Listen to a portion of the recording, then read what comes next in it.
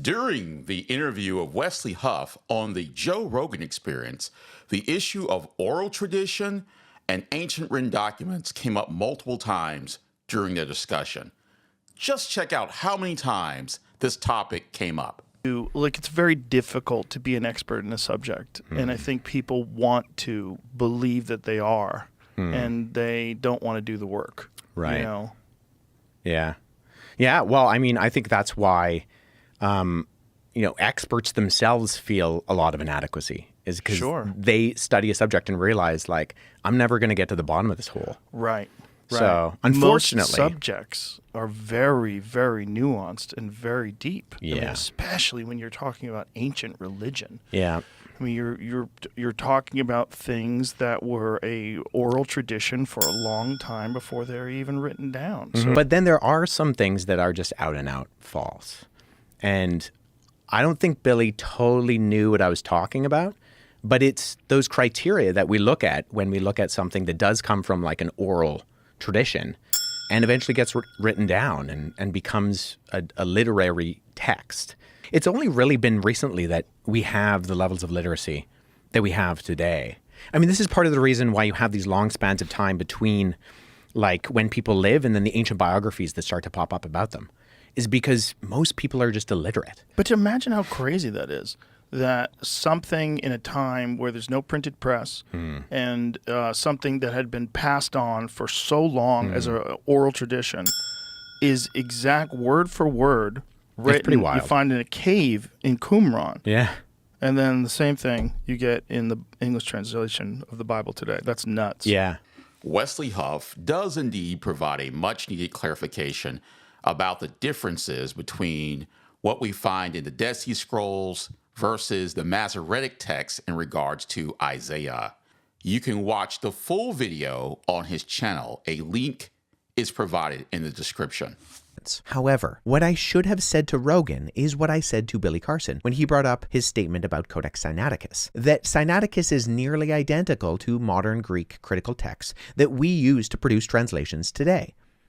Rogan's reaction to the correction of wording should be exactly the same. It is a wow moment. And please hear me out here.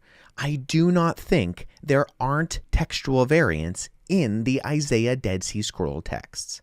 I don't. When you're talking about the oldest of old stories, it's always so interesting to wonder, like, when they're taking these oral traditions, like Socrates is famous for saying that he didn't believe that you should write things. Yeah, right? Make people lazy. Right, it make you lazy. You need to learn how to remember things. You need to exercise your memory, trying to decipher things and writing things down where you don't really speak the language. You got to wonder, like, how much did we lose in this oral tradition? Like, what was the original story? And in the context of people who lived in a time where most people were illiterate, and you're telling these parables, you're telling these stories as an oral tradition, and that they have a different mindset in terms of the distribution of information. Totally. And what the significance of these things are. But it's hard when you're dealing with illiterate populations, you're dealing with thousands of years of time, you're dealing with an oral tradition, and then you have us sitting here talking about it in 2024, trying to figure it at the end of 2024. In regards to the New Testament, I will briefly explain whether or not there was really an issue between oral tradition and written documents. So I want to define a word for us. I brought up that word textuality before. So I need to define our terms. We always want to define our terms on this channel. I've used that at least 3 or 4 times in our talks so far. What do I mean by textuality? Here's the definition. The knowledge, usage, and appreciation of text regardless of individual or majority ability to create or access them via literate skills. Orality and textuality are not mutually exclusive. This is the thing you need to understand. Just because you have an oral tradition doesn't mean you're opposed to written text. So let's look at this. The idea of orality and textuality. Are they mutually exclusive? I'm saying they're not. So like even in our modern day, it's hard to imagine how a culture could place a high value on text when most of the members of that culture are unable to read. But in the ancient world, that was not necessarily a contradiction between those two things.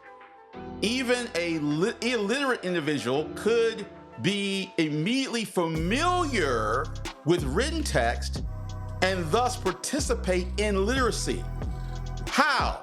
By hearing that text presented orally in public.